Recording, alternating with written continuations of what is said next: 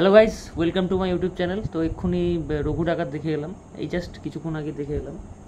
তো মানে এক কথায় যদি বলি, টিল ডেট বাংলার সব থেকে বিগ বাজেটের সিনেমা যেটা বলা হচ্ছে, সত্যি তাই। মানে প্রত্যেকটা ফ্রেম, প্রত্যেকটা দৃশ্য, প্রত্যেকটা গান, পিছনে BGM, look and feel wise, অভিনয়ের কথা ছেড়ে দিলাম, ওগুলো তো পরে আসছি।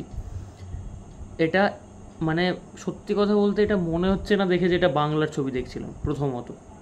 আর মানে আমি সবাইকে রিকোয়েস্ট করবো এটা বড় বড় পর্দায় গিয়ে দেখতে, মানে এটা বিগ স্ক্রিনের জন্য। মানে এত সুন্দর ভিজুয়াল, তো হ্যাঁ অবশ্যই ফোনে দেখলে ভালো লাগবে, মানে যেহেতু সব কিছুই ভালো সিনেমাটার। খুব কিছু কম কম জিনিসই আছে যেগুলো একটু খারাপ বা নেগেটিভ লেগেছে, সেগুলো বলছি পরে।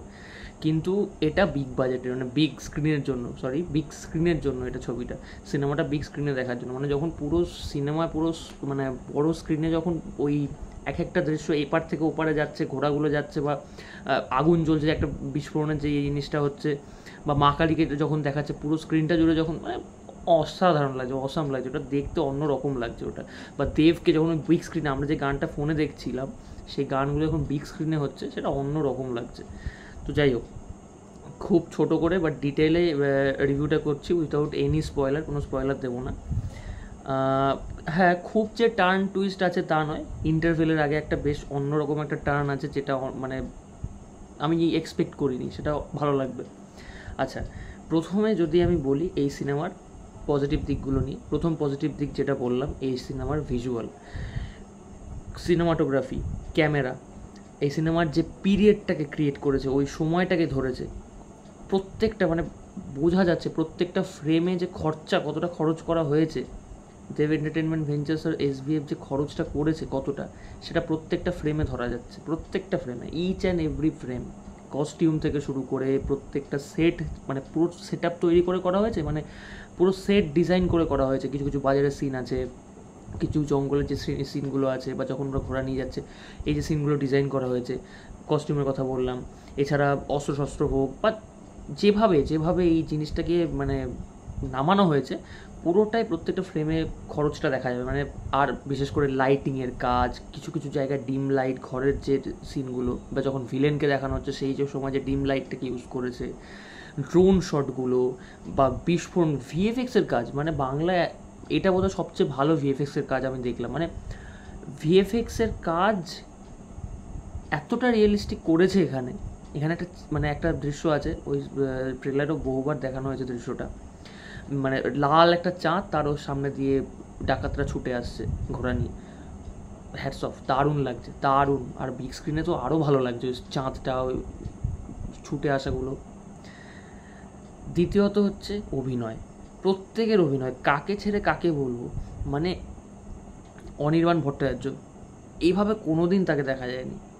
সে একটু ডার্ক চরিত্র করেছে, অনেক ডার্ক চরিত্র সে করেছে কম বেশি, কিন্তু এইটা যে পরিমাণে ডার্ক, এই চরিত্রটা দারুণ লাগছে। মানে ওটা বোধহয় অনির্বাণ ছাড়া আর কেউ করতে পারতো না, এত ভালো করেছে সে। আর এতটা ডার্ক চরিত্রটা, খুব ডার্ক, খুব। যারা সিনেমার মানে হলে গিয়ে দেখবে, বা সিনেমাটা যারা দেখেছে তারা জানবে মানে কতটা ডার্ক চরিত্র। এখানে কিন্তু সমস্ত কিছু ভাবে দেখানো হয়েছে, কোনো ওই রাগ ঢাক করে দেখানো হয়নি। ইভেন যে মারামারির সিনগুলো, যে খুনের দৃশ্যগুলো, যে রক্তের সিনগুলো, প্রত্যেকটা একদম ভাবে ট্রিট করা হয়েছে। কোনো ওগুলোর মানে ওগুলোর ভিএফএক্সের কাজটাও এতটা ভালো হয়েছে কিছু কিছু জায়গায়, দারুণ। সোহিনী অভিনয়, সোহিনী সরকার দারুণ। গুঞ্জার চরিত্র মানে ও ছাড়া আর কেউ করতে পারতো না, সত্যি কথা। মানে দেব যে বলেছে প্রত্যেকটা বেঙ্গল ট্যুরে গিয়ে, আমি তো আর কাউকে ভাবতে পারলাম না, মানে এত সুন্দর করেছে।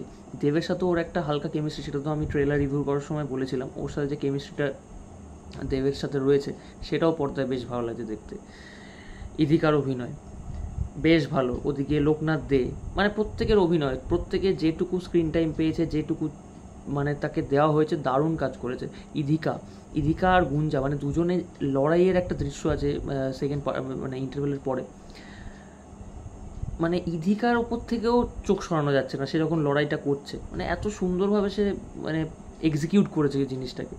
আর সবার লাস্টে তো বলতে হয় দেবের কথা, মানে দেব যে কীভাবে নিজেকে ভাঙছে, দেবের ফিগারটা, মানে দেবের যে, আমি অ্যাপসের কথা বলছি না, সিক্স প্যাকের কথা বলছি না, আমি চেস্ট, মানে দেবের এর আগে আমি মানে চ্যাম্পিয়ন দেবের ফিগার বানিয়েছিল, কিন্তু দেব এবার চেস্টের ওপর প্রচুর কাজ করেছে, আমি এর ট্রেলারেও বলেছি সেটা, মানে ট্রেলার রিভিউর সময়। তো আর এখানে দেবের অভিনয় দারুণ, মানে ম্যাচিওর অভিনয়, ম্যাচিওর ডায়লগ ডেলিভারি, সেই রকম মানে এক্সট্রা ভয়েস, মানে কি বলবো, এক্সট্রা লাউড ভয়েস নয়, এক্সট্রা লাউড অভিনয় নয়, ঠিকঠাক যেখানে লাউড দরকার, যেখানে ইমোশনাল সিন, প্রত্যেকটা একদম দারুণভাবে ধরা হয়েছে।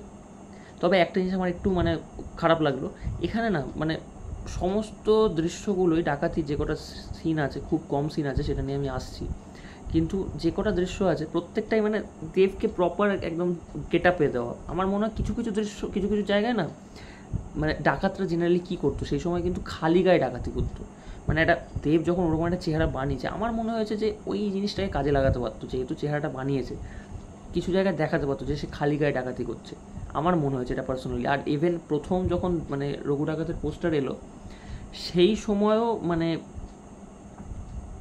দেবের গায়ে কোনো জামা ছিল না, মানে ওই পোস্টারটা কিন্তু অন্য রকম লাগছিল দেখতে। তো ওরকম একটা গেট আপে কিছু কিছু সিন করতে পারতো। ইভেন আমি ভেবেছিলাম ক্লাইম্যাক্সেও সেরকম একটা কিছু হবে, কিন্তু সেরকম মানে হয়নি, হয়েছে সেরকম হয়নি। তো মানে পজিটিভ দিকগুলোর বলতে এই প্রত্যেকটা ডিপার্টমেন্ট, প্রত্যেকটা গল্প নিয়ে আমি, হ্যাঁ যেটা যদি গল্প নিয়ে বলি, গল্পটা কিন্তু এখানে সুন্দর লেখা হয়েছে, মানে এমন নয় যে আমি খুব চেষ্টা করেও খুঁজ বের করতে পারলাম না, মানে কেন পারলাম না আমি যা মানে মানে কী হয় এরকম গল্পগুলো কানেক্ট করতে একটু সমস্যা হয়, কেন পিছনের কিছু গল্প দেখায় না, এখানে যেটুকু দরকার মানে 2.5 ঘন্টা রানিং টাইমে যেটুকু সিনেমাটা ডিমান্ড করে যে আমার এখানে একটু ব্যাক স্টোরি দরকার, এখানে একটু দরকার, প্রত্যেকটা জায়গায় প্রপার ব্যাক স্টোরি দেওয়া হয়েছে, এক্সট্রা কোথাও ব্যাক স্টোরি নেই।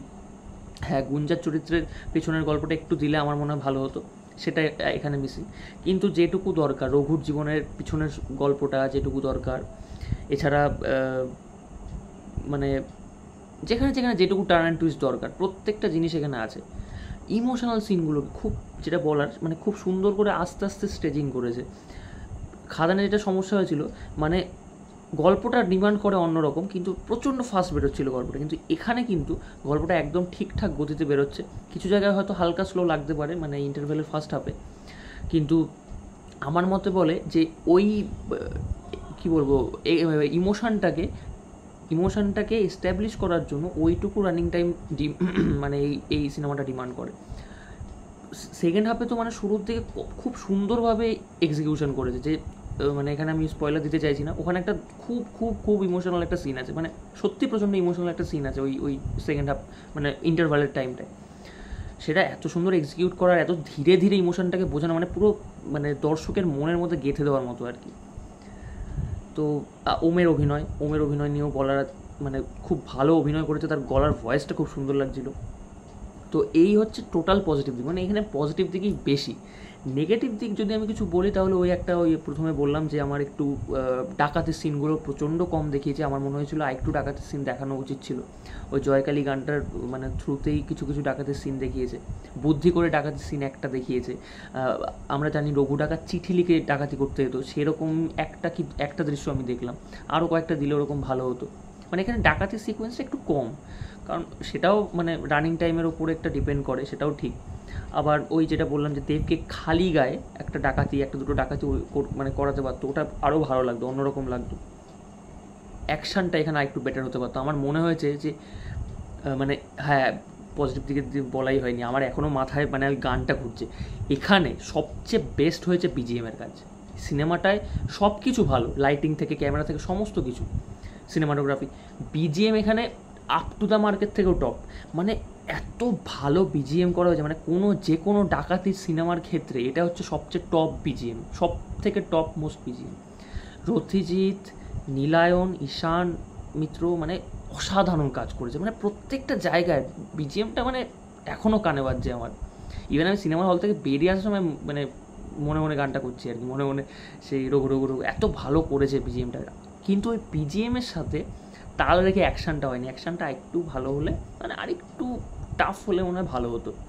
শেষের দিকে একটা সিন আছে ওই জাহাজটার মধ্যে, সেখানে একটা মানে এমন একটা দৃশ্য আছে, সেটা ট্রেলারেও আছে, দেব মানে এরম করে জাস্ট লাফিয়ে উঠে যায় আর কি। তো ওই জায়গাটায় মানে আমার একটু রিয়েলিস্টিক হতে পারতো, তাহলে আরও ভালো লাগতো আর কি। এখানে কমার্শিয়াল টাচ তো পুরোপুরি একটা হার্ডকোর কমার্শিয়াল সিনেমার মতো অ্যাপ্রোচটা করেছে দেবকে। প্রথম দিকে দেবের যেভাবে এন্ট্রিটা দিয়েছে মেগাস্টার দেব বলে, সেটা এতক্ষণে সব মানে সোশ্যাল মিডিয়ায় ছড়িয়ে গেছে। মানে পুরো একদম পুরোপুরি কমার্শিয়াল অ্যাপ্রোচ করেছে সিনেমার, মানে ডায়লগ ডেলিভারি থেকে শুরু করে অ্যাকশন সমস্ত কিছুই কমার্শিয়াল অ্যাপ্রোচের মতো সুন্দর স্টোরি লাইন।